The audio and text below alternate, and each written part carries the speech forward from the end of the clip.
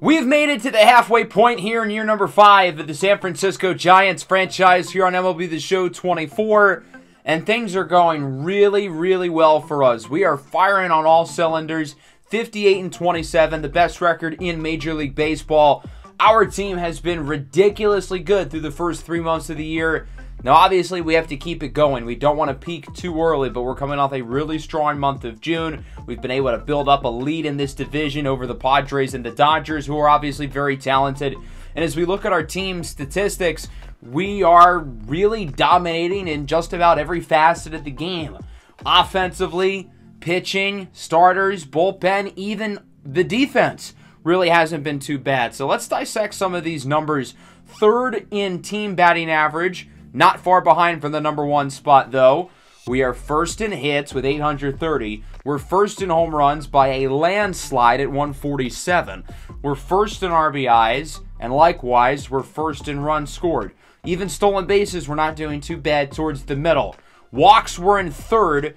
The one issue with the offense is strikeouts, 20th, but I can live with that given how good everything else is. Third in on base, second in slugging, team OPS above 850. And then the pitching, number 1 in ERA at 3.12. Least amount of hits allowed, least amount of runs allowed, least amount of earned runs allowed, least amount of home runs allowed, least amount of walks allowed, and then we're top 10 in strikeouts thrown at number 7.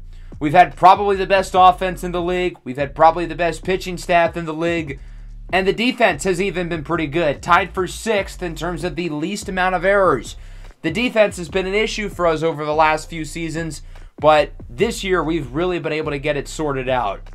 We went in depth about a few players in the last episode, specifically Tommy Rogers, who has taken the leap into stardom. The power numbers are really good. The contact numbers are really good. OPS above 900. WHIP is on pace to shatter his career high. And everybody else is balling as well. Jun-Hoo Lee doing his thing. Ian Happ is probably going to make another All-Star team. Munetaka Murakami, the MVP frontrunner for much of the year. Blake Sabol's been really good. And then the pitching has been very strong as well. Kyle Harrison is back from his injury. Logan Webb started the year off slowly, but he's playing a lot better. Scott Rios is going to be back soon, as will Kyler Rodriguez offensively. And then everybody else in terms of the pitching is doing really well. Of course, we had our first matchup against the Braves in the last episode, and we're going to see them again here late in the month of July. Obviously, there are some tensions with us in Atlanta. We've lost to them in the NLCS 2 years in a row. We won this series, though, including the game we played 10-9.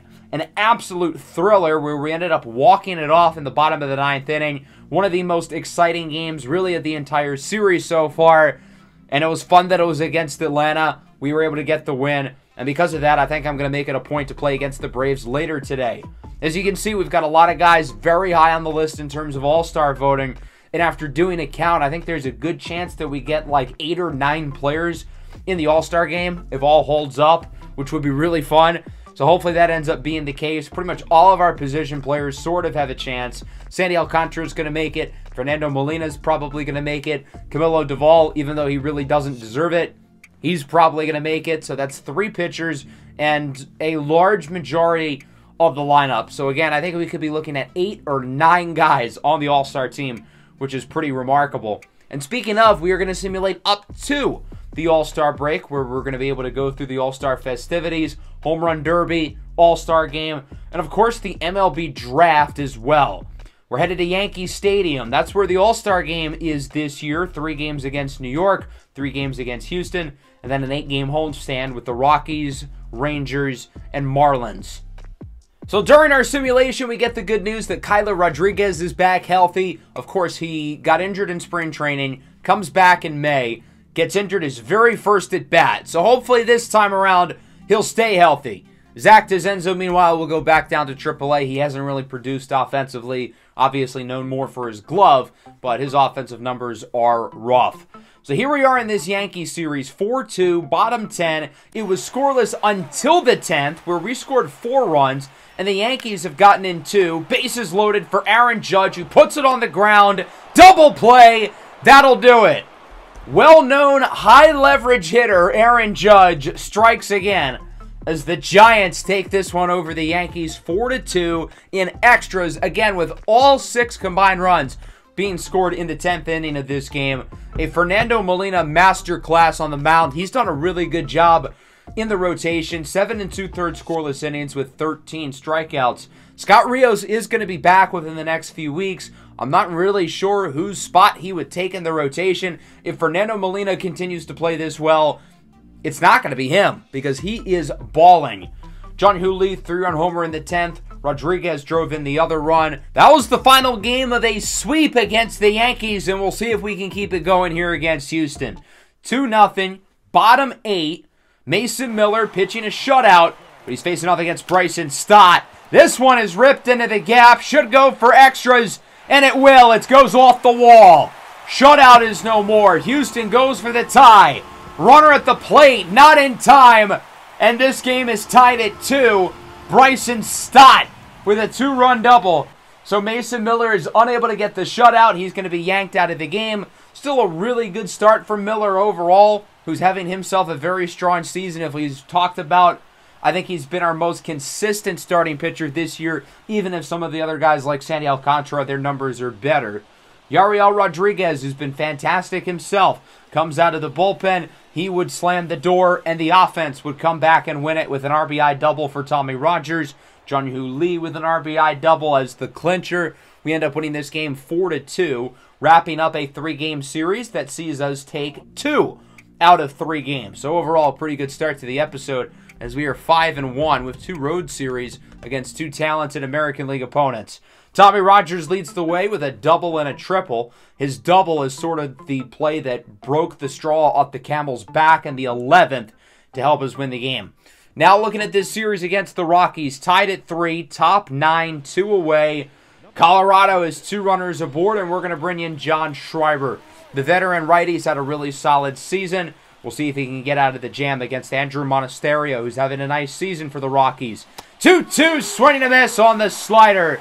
Schreiber gets out of the frame. We'll see if we can walk it off in the bottom half of the inning, and the answer is yes. Kyler Rodriguez with a 2-run blast to finish off the game to help us win it 5-3. We were down going into the 8th. We tied the game, and then Kyler Rodriguez is able to call game and win it. Good to have Kyler Rodriguez back healthy. We've missed him out there as he didn't even start this game. He entered in relief for Jung-Hoo Lee, who suffered a minor injury. On the home run, Kyler Rodriguez suffered a knee injury, and he'll be out for a week or 2. That's really unlucky. So after that game against the Rockies, we would end up sweeping them. We would take 1 of 2 against the Rangers with a really bad start in that second game by Mason Miller, and then we win the first against the Marlins, bringing us at 68-29, just in time for Scott Rios to return, along with the 2028 MLB draft. We haven't really talked about any of the prospects yet, that being because as we get farther along in the series, we're not going to see that many of these guys at the big league level, but maybe 1 or 2 of these guys could be the missing piece for us. So we're still certainly going to be locked in here in this draft, whether that's adding the missing piece to our roster in terms of adding a contributor for the next couple of years, or maybe adding somebody who can be a trade chip. We've got the 28th pick in all 6 rounds as Thomas Holliday, the top projected player in this class, no surprise, does go 1. The starting pitcher ends up in Seattle with the Mariners. With the 2nd pick, the Washington Nationals select Leo Segura, a talented outfielder. We didn't scout many of these top prospects. We knew we would not have a chance of getting them, and it really wasn't worth our time. With the 3rd pick, the Chicago White Sox select Tommy Wong, a very talented shortstop prospect. So again, 3 of the top projected players off the board in the top 3 picks. As we simulate to our selection at number 28, my top target coming into the draft was shortstop Wallace Sanguian. He was picked by Cleveland. I'm honestly surprised he made it that far to begin with. And then my backup choice was Chris Wells, who was selected with the very next pick by the Yankees. So it's a pretty simple dilemma for us. All of the top relief pitchers are still on the board, and there are some good prospects. So do we go for a reliever or reach for possibly worse value but smarter positional value, picking a position player? With the 28th pick, the San Francisco Giants select second baseman Darryl Gonzalez, a 21-year-old from South Carolina. So ultimately, we will go for a position player here. I think it's so much easier to find pitchers down the board, and because of that, I want to get my position player early. Gonzalez is a talented second baseman who hits from the right side, 6'4", 218. I really like his skill set because there aren't really many weaknesses in his game. He can hit for contact, he can hit for power, pretty solid defensive player, and at 21 years old, and a guy who's going to have a somewhat high rating right off the jump, I want somebody who I think can contribute for us in a couple of seasons, but also has a pretty high ceiling. Into the second round, this is where we start to see a lot of the relief pitchers gone, now at number 63 overall, and obviously the amount of pitchers left on the board is certainly diminished. Is this where we go pitcher, or do we go back to a position player? With the 63rd pick, the San Francisco Giants select first baseman Frank Lerma, a 19-year-old switch hitter from New Jersey. So Lerma is going to be the pick here. He's got a big bat. This is somebody who can swing to all areas of the field. He hits for contact. He hits for power. Good plate skills at his age. A very, very advanced offensive prospect. And now that'll send us into the third round. We've gone with a pair of infielders to start. Is this where we change it here at pick 103 with a lot of the guys I was hoping would fall here, unfortunately not making it. So with the 103rd pick of the 2028 MLB Draft, the San Francisco Giants select Andres Espinoza, a 19-year-old third baseman from Mexico. I like the upside that this kid brings to the table. And again, we're focusing on a position player here, specifically an infielder where we need more depth rather than pitching. Is this finally where we're going to add an arm in the fourth round? Yes, it will. With the 133rd pick, the San Francisco Giants select Bruce Gross, a 21-year-old righty from New York. I think the ceiling with Gross is sky high. This is somebody who has a high likelihood of having a potential and could be someone who, if he hits his ceiling, can be a long-term starter. In the fifth round, we're going to select catcher Alan Cobb. This is somebody who hits for impressive power. If he's able to hit his ceiling, I think that's the profile we're looking at. Very raw player, though. We're taking a dart throw, essentially, but he's 18 years old. He has a pretty high theoretical ceiling. That's really the only rhyme or reason for that pick. And then at 193, we're going to go with starting pitcher JT Lucas, another guy who I would consider a dart throw. And at this point in the draft, it's really hard to find contributors, so we might as well take a shot on upside, hope for the best with a guy like Lucas, who again, could end up with a pretty high potential rating. So that'll wrap it up for our MLB draft. I think we did a good job of focusing on positional value while still ending up with good players. We're going to try to sign all of these guys and eventually see their overall ratings in the next episode. So now that brings us right before the All-Star break. We've got a couple more games in this Miami series, and we've got a decision to make with Scott Rios, who is now back from his injury, but all five of our starters are playing really well. There isn't anybody who I can take out of the rotation for Rios. So because of that, we're going to send Scott Rios back down to AAA, and it's unfortunate because in the month of May when he was healthy, he played really well. But Fernando Molina has been so impressive that I think he has deserved to keep his spot and be a starter for us going forward. Molina continues to produce, whether that's out of the bullpen or in the rotation. If we need Scott Rios at any point, I will not hesitate to call him up. It's just that there's not a spot for him, and I'd rather him start in AAA rather than be used inconsistently as a bullpen arm here. So let's wrap up this Marlins series. Bases loaded, one away, and Miami's going to score a run here. San Francisco should have gotten the double play, but Yariel Rodriguez did not tag first base quick enough, and Noelvi Marte brings in a run, making it 3-2.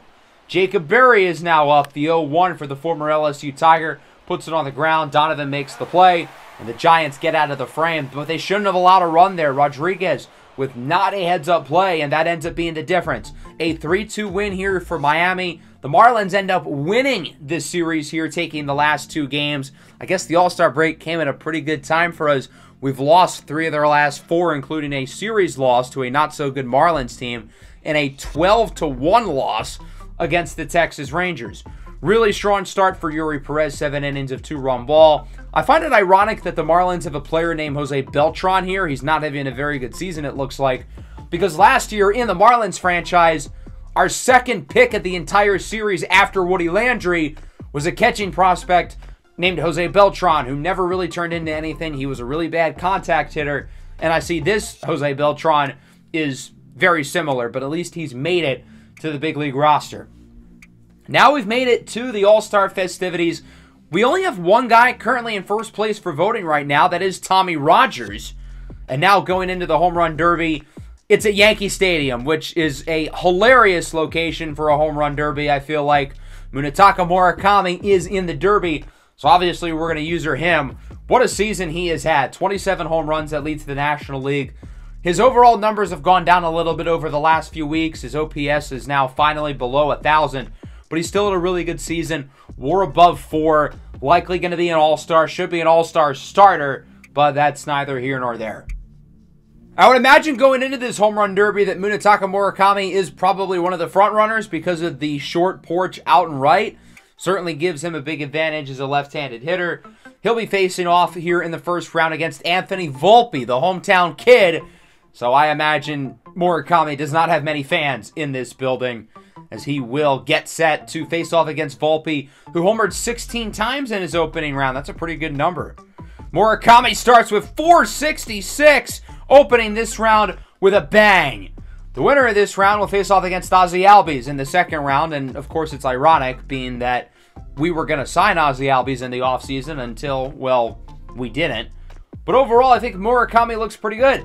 Here over the first couple of minutes, he seems to be in a groove. Now at 6 home runs. Will that be 7? Yes, it is. 403. Of course, he had the 440-plus foot home run to start. But he looks really comfortable right now. He looks like he's making through this time pretty quickly. Starting to slow down a little bit there. But that one will put him at 10 with just under 2 minutes to go. I think we're going to call the timeout here at 11 home runs. So he just needs 5 to tie, 6 to win. Might not even need another one of 440 feet, but to add some theatrics, it certainly wouldn't hurt to add another one as he sits at 12. Starting to slow down a little bit. There's 13. This is 14. That one is gone. Now looking for 15. It's just short.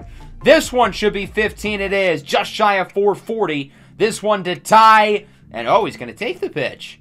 And now this one to win. It is gone. 376 feet.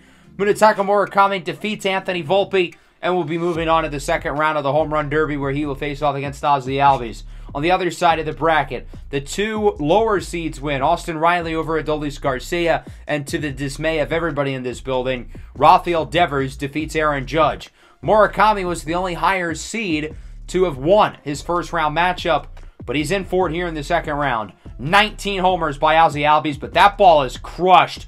439. This one in the air a while. 456. There's home run number 1 for bonus time. That one is 457 onto the 4th deck. That one's 464. This one is 460. He is clobbering the baseball early in this round here against Ozzie Albies. He's going to take a couple of pitches, try to catch his breath as that one goes 466. The distance on these homers here in the second round is outrageous. These balls must be juiced.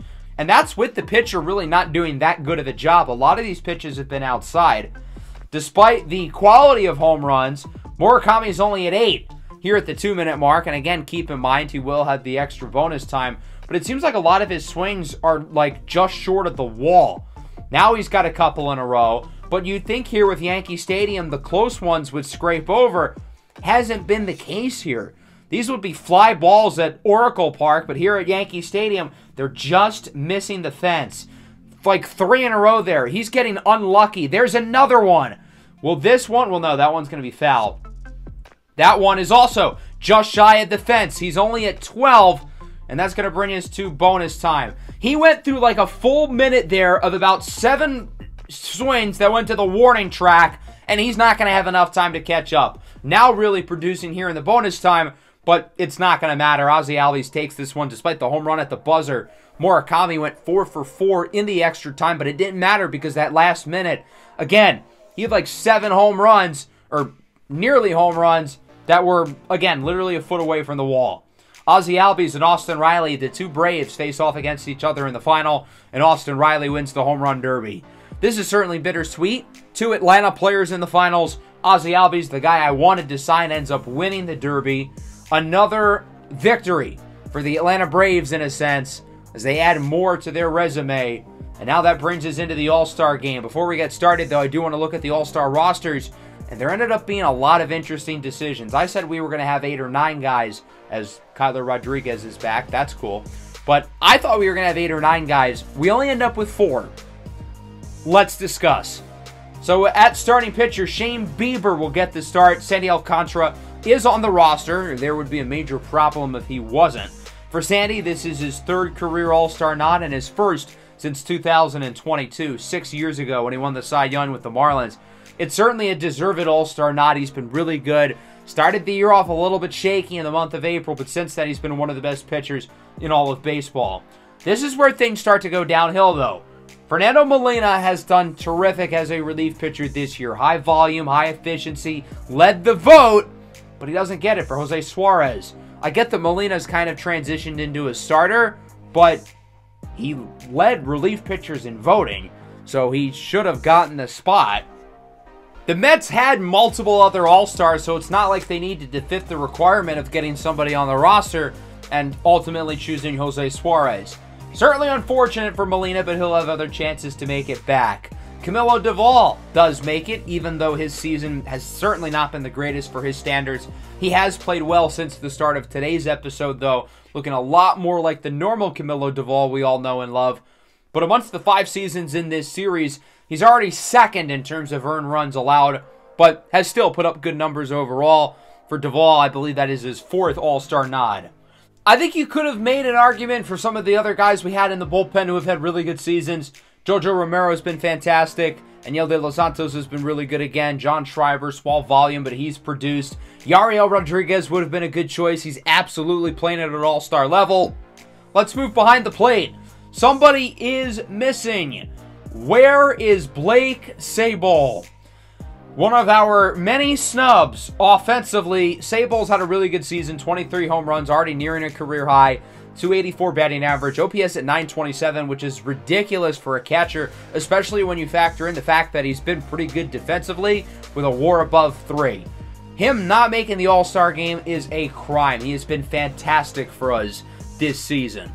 We don't have a true first baseman, so we don't have to worry about that. No Brendan Donovan at second base. Fair enough.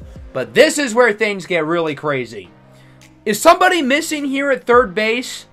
Munetaka Murakami, who's been the MVP frontrunner for much of the year, is not an All-Star. The numbers speak for themselves. I don't really have to go over them. I already did during the Home Run Derby. But him not making the All-Star game because of a cold streak he had in June is pretty laughable. Especially when you look at Jared Triolio, who statistically has not even been close. At shortstop, no J.P. Crawford. That's fair. In left field, finally some respect. Tommy Rogers makes it as a first-time All-Star. Very excited for him. He's now past his career high in home runs and is about to do so in RBIs and walks while producing defensively with a WAR of 3. His OPS is continuing to climb. It's in the mid-930s. All-Star game number 1 for Rogers, a big accomplishment, first of many. And then Ian Happ makes the All-Star game as well. Very well deserved.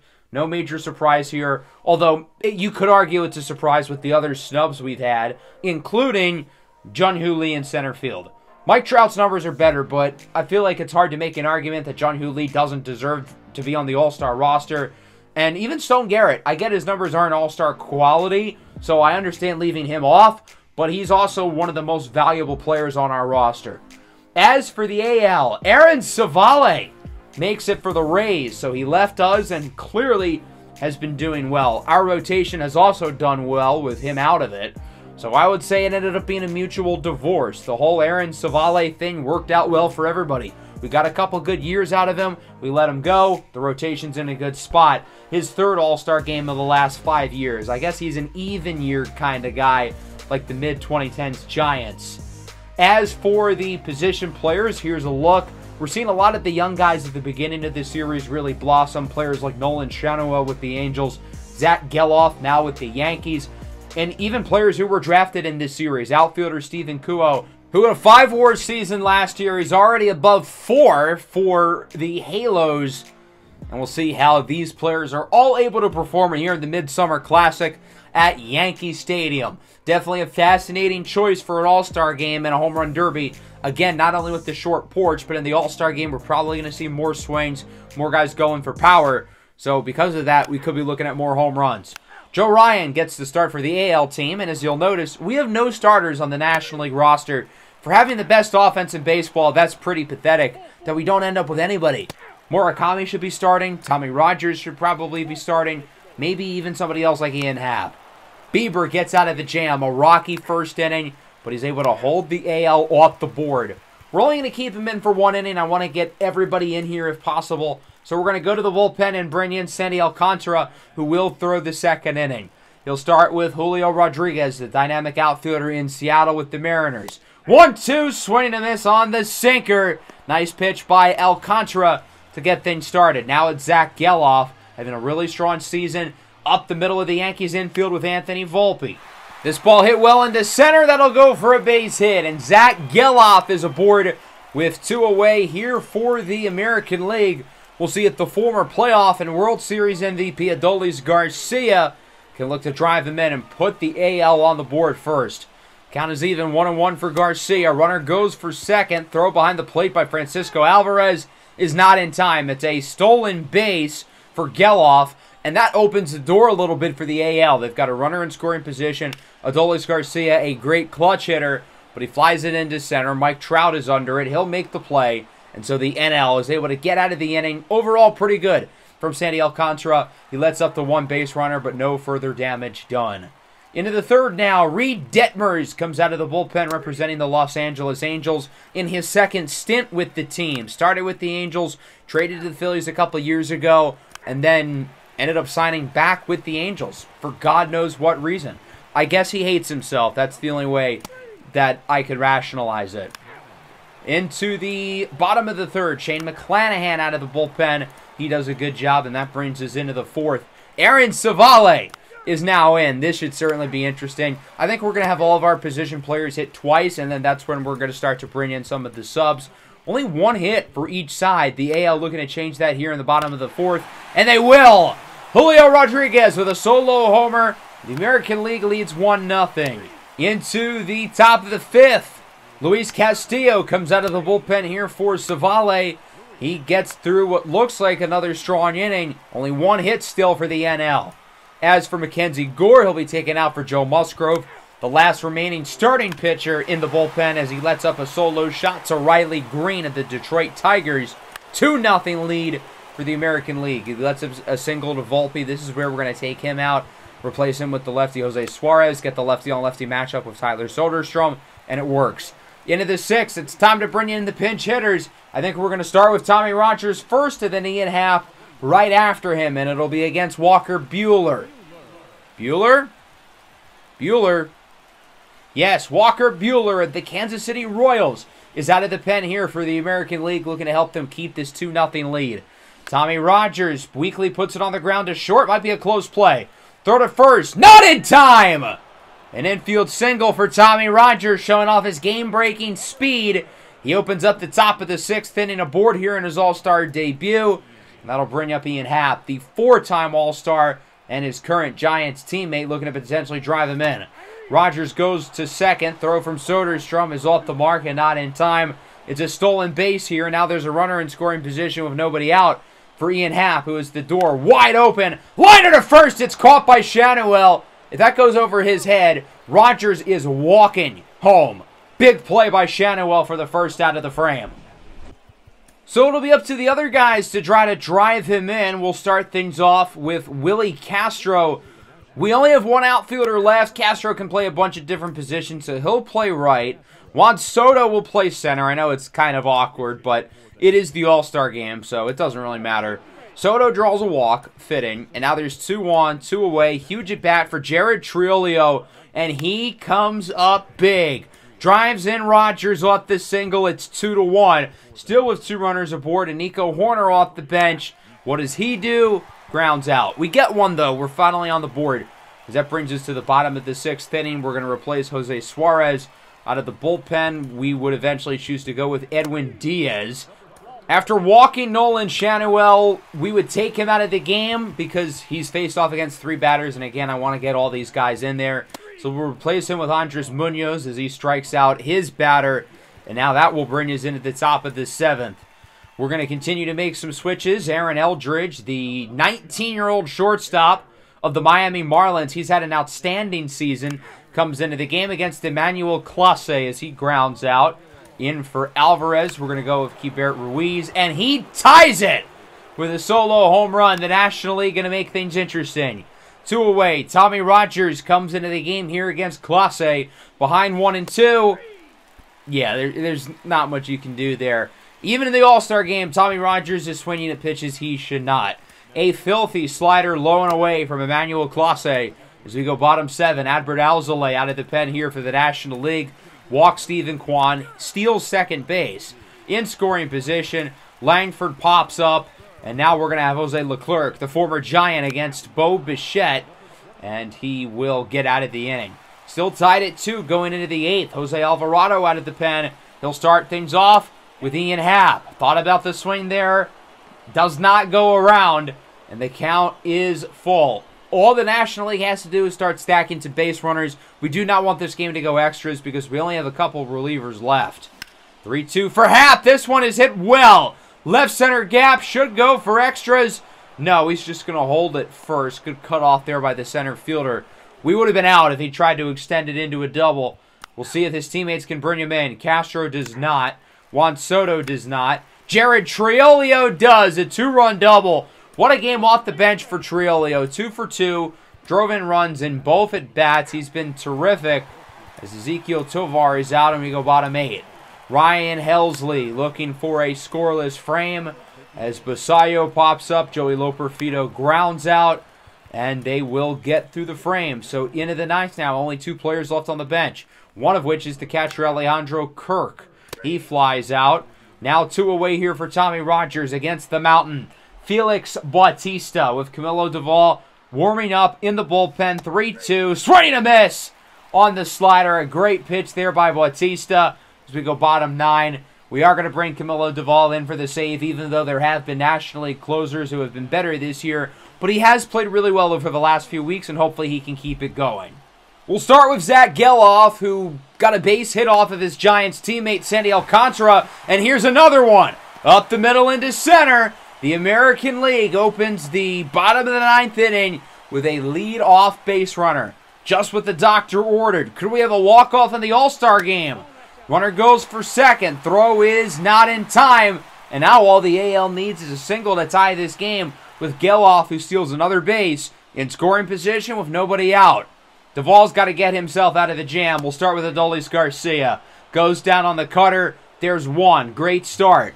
He needs 2 more, though. Royce Lewis off the bench for Minnesota. Puts it on the ground. Nico Horner makes the play. Throw to first is in time. Runner advances to third, but now they're going to need a base hit on this at-bat from Kuo. Count is full. Swing and a miss on this sinker, and that would have been ball 4 if he let it go. Great pitch by Duvall. The AL had a runner in scoring position with nobody out, down by 1, unable to drive him in. And for Camilo Duvall's inning, he ends up winning the All-Star Game's MVP. While I'm not complaining, I feel like Jared Triolio got robbed. 2 for 2, drove in a run in both of his at-bats. I don't really see how it's not him. He delivered not once but twice in this game, and without him, we probably would have not gotten the win. So a good showing here in the All-Star game for the National League. Pretty fun All-Star week, even though none of our guys did anything spectacular. Now all focus is on the second half of the year. We'll start with this 3-game set on the road at Comerica Park against Detroit. And look at this game. Bottom 8, 2 away, bases loaded. Riley Green into left. 1 run scores, and it will be only 1 with a quick throw home by Johnny Hackman. But that'll make it 7-6. Inning continues for Kerry Bonds. Carpenter into right center. Not somebody who normally faces off against lefties. I'm a little surprised A.J. Hinch didn't go for the pinch hitter, but it pays off. Carpenter clears the bases. It's 9-7. 4 runs scored off of Jojo Romero, who only had let up 4 runs all year coming into this game. Luckily for him, though, his ERA is not going to go down. Those 4 runs came in off of an error. And Yel De Los Santos gets through the frame with a fly out by the talented infielder Colt Keith. But this inning, specifically the 3-run double by Kerry Carpenter, ends up being the difference. The Tigers win at 9-7 in a game where our offense did enough. 7 runs should be plenty to win more often than not, but it wasn't today. Rogers 3 for 5 with a homer. Our other all-star Ian Happ went deep, and our should-have-been all-star Munetaka Murakami also homered. Jojo Romero let things get by him in the 8th inning. Even though he didn't allow any earned runs, he still let up 3 hits. He still let 4 runs come in on his watch. And I'm pretty sure he is the one who had the error to begin with. So it is kind of his fault that they ended up getting those 4 runs. We certainly don't want to end up losing this series. And right now we're up 4-2 here. Bottom 9. Francisco Mejia draws a walk. And the winning run is aboard here against Camilo Doval, who's off to a shaky start in this inning. Justin Henry Malloy swinging a miss. Big strikeout by Doval. We'll see if he can get one more. Bases loaded. 2 outs. Base hit ties the game. Extra base hit wins it. Mateo on the ground. Donovan makes the play. Giants get out of the inning, and San Francisco wins this game, salvaging what was otherwise not really a great series from us, as we ended up losing 2-3 in the Motor City against Detroit. Sabol played well. 2 doubles, drove in 3. The rest of the offense we didn't get much out of. J.P. Crawford, the only other guy to drive in a run. But we didn't need the offense to be terrific because Kyle Harrison, another great start. 7 innings, 2 earned runs allowed. As I said early in the year, I think Harrison's the best pitcher on this staff. And even as good as Sandy Alcantara's been and good as some of these other relievers been, Kyle Harrison feels like the engine of the pitching rotation and the staff. As that brings us to this series here against Atlanta. I want to pitch with Fernando Molina now that I think that he might just become a full-time starter at this point. So we're going to play in Game 1 here against the Braves. We'll get to see Spencer Strider, who's been injured at times when we've seen them in the playoffs. But right now, he is fully healthy, ready to rock and roll. The Braves are having a good season of their own. Currently 16-40. I believe they are second in the National League, only behind us. But we've just been on another level compared to everybody else. Spencer Strider gets the bump day here for the Braves. His numbers this year really not that spectacular. Certainly not for his standards. 4.44 ERA, whip in the mid-1/4s as he starts things off with Tommy Rogers. 2-2, swinging a miss on the slider. That pitch had some nice movement, able to make its way outside late. Jung-Hoo Lee gets a piece of it into left, and it is foul. That one really wasn't all that close. I'm not sure why we had the dramatic animation, but okay. 3-2 here for Ian Happ with 2 away. This one is skied into center. Harris and Acuna chase after it near the wall at the track. Michael Harris comes down with it. A 1-2-3 inning to start things off for Spencer Strider. As we head to the bottom of the first, take a look at the ascending righty, Fernando Molina. Drafted as a reliever, turning him into a starter, and he has been terrific for us, whether it's been out of the bullpen or in the rotation. ERA sits at 3, whip at 1.13 in 96 minutes. And again, I feel like he got robbed out of a spot in the All-Star game. 2 away, Acuna goes down looking, and Molina gets through the bottom of the first inning pretty quickly, as that brings us into the second. Munetaka Murakami up for the Giants to lead things off. 3-2, goes down on the high heat. Nice pitch by Strider for out number 1. Blake Sabol now, the average sitting at 286, continuing his impressive season. Up the middle, off of his foot. Going to be a tough, barehanded throw for Riley. It's not in time.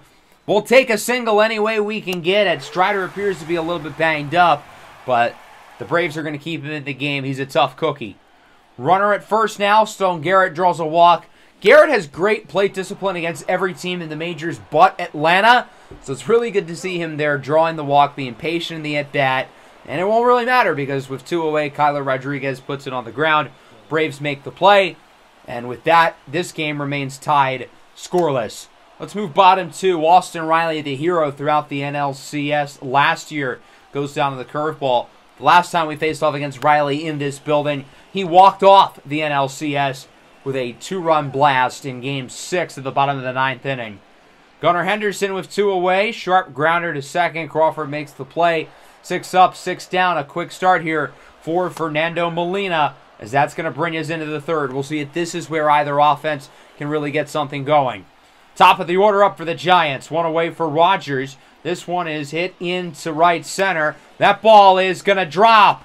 One hops off the wall, and with Rogers' speed, you'd best expect him to run. The cutoff throw to third is a good one, and they got him!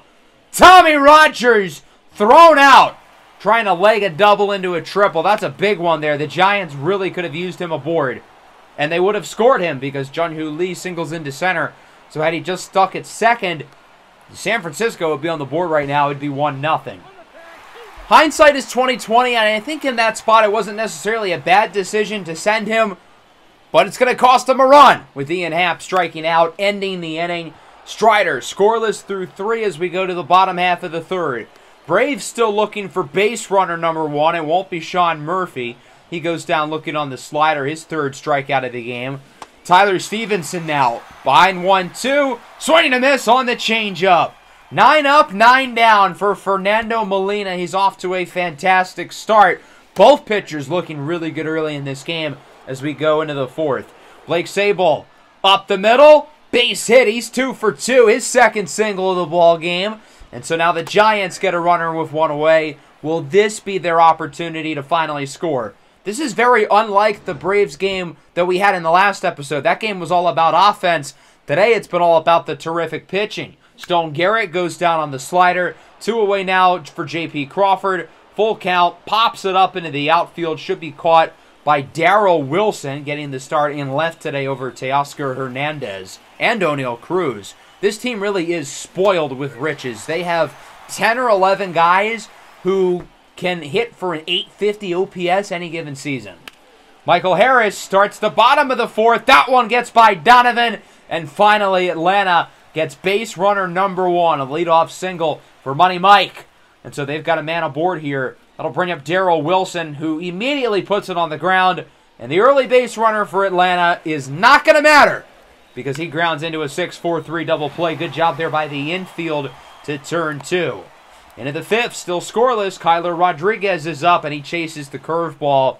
Strider has had some nasty pitches outside the strike zone today that these batters have had no answer to. Donovan gets that one to clip off his foot. Throw to first is in time. Good recovery by Strider. We would challenge the call. Unfortunately, the call would stand. He is still out. But what I find interesting is that the Braves are actually going to make a pitching change here. I think Strider's pitch count is fine, and obviously he's been really good. So I guess taking another comebacker off the foot is what's going to take him out of this game. And Dylan Dodd, the lefty, will replace him as Rogers gets a piece of it, hits it well into center. Harris makes the grab, and through the middle of the 5th inning, still no score. Bottom 5 now, Austin Riley, 2-2. This one is hit into the gap, and our flashbacks from the NLCS are returning. Although if it was really like the NLCS, he would have hit it over the fence. But still, a leadoff double for Austin Riley. Bad throw by the cutoff man. We're lucky that he wasn't able to take an extra base. And so he's at second. Gunnar Henderson with 1 away, singles into center. That'll be more than enough room to score him. Honestly, a pretty good throw by Rogers, but heads up base running by Henderson because he heads over to second base. And just like that, it's 1-0. Braves have a runner in scoring position, and Sean Murphy's going to bring him in. I will point out, though, even if Henderson was at first, he still would have scored on this play. And so now it's 2-0, and the perfect start through the first couple of innings for Molina has completely gone away. That's going to end up being a triple for Murphy because, again, we couldn't relay the ball in quick enough. Runner 90 away, 1 gone for Arroyo. Big strikeout by Molina gets him on the running fastball. Still another chance to bring him in, though, but it would be nice if we can hold the lead at 2. 1-2, Stevenson flies it in the left, hits it well, but Kyler Rodriguez appears to be jogging under it, and he will make the play. Good inning, though, for Atlanta. They end up scoring 2, and we finally have some runs. It's a 2-0 lead for Atlanta, and we move into the 6th. The offense looking to respond. This is a good start. Jun-Hoo Lee into the right center field gap. That's a leadoff double. Just about stacking some base runners. Try to give yourself a position to bring yourselves back into the ball game. Lee gets himself in scoring position. 1 away for Munetaka Murakami. Lefty on lefty crime. And he fishes on the circle change. Lee baits the catcher. Throw to second isn't going to work out. And Murakami safe at first. A little bait and switch action by Jun-Hoo Lee. And now there's 2 runners on base. That could not have worked out more perfectly for the Giants, who are going to look to get a run off of it, and I think they will. Sabol bloops a single into left. Murakami is out at third, so the heads-up base running proves to not really matter. But Jung-Hoo Lee does score, and so it's 2-1. Certainly an interesting inning on the bases for the Giants, as it's a full count here for Garrett. He draws a walk, his second of the ball game. So now there's 2 runners on. Base hit ties the game here. It's J.P. Crawford, who was terrific in the NLCS last year against Atlanta. But he grounds this one to second. Ozzie Albies makes the play, sends it over to the shortstop. Could have been worse. We're on the board at the very least, but also feels like there was a little bit left to be desired. Bottom 6, we're going to roll with Molina as he strikes out Darrell Wilson on the circle change. Molina has thrown 12 pitches in each of the first 4 innings of this game. In the 5th inning, he threw 28. Certainly a far cry, and then that pitch right there was his 13th of the 6th. So much like those first 4 innings, he's doing a good job of not letting that pitch count get too high, but he's starting to get tired. You got to keep in mind, he isn't necessarily a full-time starter yet. He isn't somebody who is going to be throwing triple-digit pitches per outing. This is probably going to be his last at-bat. As Acuna hits it up the middle, it will go for a base hit. And now the Giants have a decision to make. Do you trust Molina maybe for one more? Or is that the end of the road? They're going to keep him in. Acuna goes for second. Throw from Sabol is not in time. And now there's a runner in scoring position for Austin Riley. They're going to still roll with Molina. They really trust their young righty. And that decision pays off. Got him looking. Molina, 6 innings, 2 earned runs. Another really good day for him on the mound. As that will bring us into the 7th. Reynaldo Lopez out of the pen here for Atlanta. 3.52 ERA for Lopez in 46 innings, as it'll be a bullpen game the rest of the way. Kyler Rodriguez rips this one into the gap. A quick start to inning number 7 for the Giants, as Rodriguez is into second with a double. In the very, very limited sample size that we've seen from Kyler this year, he's played pretty well. It's just a matter of him staying on the field. He's already suffered 3 separate injuries. Donovan gets a piece of it into left, and that one is foul. Another close call. Closer than the one earlier today, but close but no cigar. Back to the top of the order. Rogers gets that one by the glove of Riley for a base hit. Runner rounds third, looks to score. Gutsy base running. Rodriguez is safe, and Rogers is safe at second. Heads up base running by Tommy to turn that into 2. We've been gutsy on the bases today. We do it again there. It pays off. We're knotted up. Full count for Ian Happ. He draws a walk. And so now there's 2 runners aboard here. And the Braves will ultimately make a pitching change. Lopez is out. Yohan Ramirez is in. 4.54 ERA and nearly 40 innings of work this year for the talented righty. And he finds himself in a jam with 2 runners on base, 1 out in a tie game. Full count, 2 away. Murakami draws a walk, and the bases are now loaded. Obviously, we know this team's history, but we've actually been pretty good this year with the bases loaded, and it's Blake Sabol who's 3 for 3. Let's make it 4 for 4, and why don't we drive in 4 while we're at it? Blake Sabol with a grand slam into right center field, and it is a 6-2 ball game. Home run number 24 on the year for Blake Sabol. That ties a career high, 446 feet. What a day it has been for Sabol up to this point. He's driven in 5 of our 6 runs now, 4 hits through the first 7 innings of this game. And the Giants, who were down the entire day, at least offensively, get a big swing to give themselves a comfortable lead here pretty late into this game. Stone Garrett grounds out to second, but a very successful inning as we get 5 with the RBI double by Rogers and the grand slam by Blake Sabol. Bottom 7, Joel Payamps comes out of the bullpen. He's had a good season coming over in free agency from Milwaukee as he faces off against Ozzie Albies, looking to repay the favor. He won't there. Goes down on the fastball, and Atlanta needs to light a spark offensively just as we were just able to do. Murphy to third. Murakami makes the play. Throw to first is in time, and the Giants are 2 outs away from winning this game. We won the initial series at home against Atlanta 2-1. We'd love to win this one as well. Blake Burkhalter is out of the pen here for the Braves coming into the 8th. 5.65 ERA on the season for the righty, and he knows he's got to keep the lead at 4. Crawford with a liner to first. Nice snag for the first out of the inning. It's Tyler Stevenson who makes the play there. Really, really nice play to start the inning. Brendan Donovan now sends this one into left. That goes for an opposite field hit.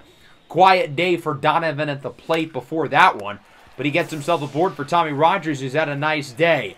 Flies this one into left. Will it have enough carry? I don't think so. It'll be caught. 6-4 going into the bottom of the 8th. An opportunity for some of the top relievers in the back end of this bullpen to look to close the door for good. We'll start with John Schreiber. Very similar numbers this year in terms of volume and efficiency to Joel Payamps. One away. Stevenson. He singles into center field. An early base runner here for Atlanta. They've got to capitalize. Get a couple runs in and make it a ball game at the very least. Make Camilo Doval sweat in the bottom of the 9th. And it doesn't look like that'll happen because Michael Harris puts it on the ground. Double play. That was actually a really close play at first, but they do get him. Schreiber gets through the frame, and that'll bring us into the 9th. A 6-2 lead for the Giants. Jung-Hoo Lee up the middle, base hit.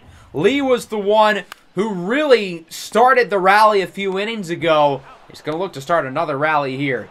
Ian Happ is up next. 0 for 3. Had a big walk his last time up. Puts it on the ground. Should be 2. And it is. Good job by the Atlanta defense to turn a pair. That'll bring us to the cleanup hitter, Munetaka Murakami. He's been quiet, but also drew a pivotal walk his last time up, and he singles into center field. So San Francisco gets a runner aboard here with 2 away, and guess who that brings up? The red-hot Blake Sabol. Single, single, single, and grand slam. Looking for hit number 5. It's a liner into right center, and it is gone! Scrapes over the fence. A career-high 25 home runs for Blake Sabol, who has had an unbelievable night. 5 for 5, 2 home runs. He has now driven in 7 of our 8 runs today. Blake Sabol has quite literally been the offense, and the Giants appear to be up comfortably as Garrett puts it on the ground to third. Riley makes the play. I don't want to say the inning is over, though. Remember last year when we had that 7-run inning in this building against Atlanta in the regular season? Now, we don't have to bring in Camilo Doval. It's no longer a save situation, so instead, it's the lefty Genesis Cabrera. With 2 away, Austin Riley is going to keep the game alive for at least a little bit longer. He singles into center field, and the Braves give themselves a runner aboard here with 2 gone. That'll bring us to the number 5 hitter, Ozzie Albies. Wouldn't it be fitting if he makes a big play? There you go, down the line and fair. Bounces off the foul line. If it didn't bounce off that, probably goes for a double, maybe scores Riley. But since they need 6 runs, it really doesn't matter all that much. The runs after these guys are the ones that would really matter. Gunnar Henderson now 1-2. Puts it on the ground. This should do it.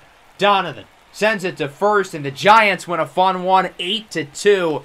The score doesn't really do this game justice, though. It was a pitching duel. Spencer Strider, before he was taken out, again, presumably for medical, he was performing really well. 4 2/3 scoreless innings, but the bullpen blew it.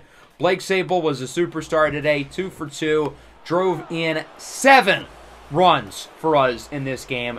He was absolutely ridiculous. Fernando Molina had a good start. The bullpen did a good job. Payamps, Schreiber, and Cabrera to finish off the job. So a good win here in the first game against Atlanta. Let's win a couple more games to set us up nicely going into the deadline. Logan Webb and Sandy Alcantara, the 2 veterans, getting the starts in games 2 and 3. So let's see how those matchups go. We're going to hop into this game here against Atlanta. Bottom 9, we're up 6-5. Camilo Doval has been a disaster to start this inning so far, letting up 2 runs. And it looks like he's going to let up 2 more. Harris into left field. That one is gone. A walk-off 2-run homer for Michael Harris II. Just his 5th of the year, but certainly his biggest. It was 6-3 going into the bottom of the 9th inning. And Camilo Doval, who's been shaky this year, allows 4. That is a killer. The offense was pretty solid. Garrett goes deep. 10 hits, 3 walks, 6 runs. We scored 2 in the 9th to pad the lead. I mean, really, there's no excuse. Camilo Doval's got to be better. His ERA now at 3.68 after letting up 4. Unfortunately, we ended up losing the other game of this series as well. So we only take 1 of 3 in Atlanta, and we end up splitting the regular season series overall, going 2-1 in San Francisco, and then 1-2 in Atlanta. We really have not had a very good month of July. We haven't won a series since the Colorado set. We have won, I think, just 4 of our last 11 games.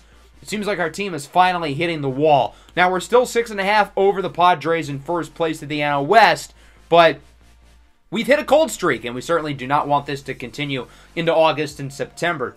And that brings us to the trade deadline, and I have a hard time thinking what this team needs.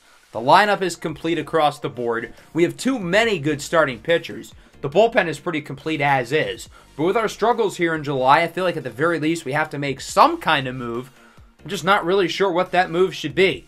Along with the deadline, we're going to get through much of August. We have a really hard schedule. We've got the Padres. We've got the Dodgers twice. We've got the Phillies in there. The Cubs. This month of August is going to be a big test. A huge barometer to see where we are heading into another postseason run.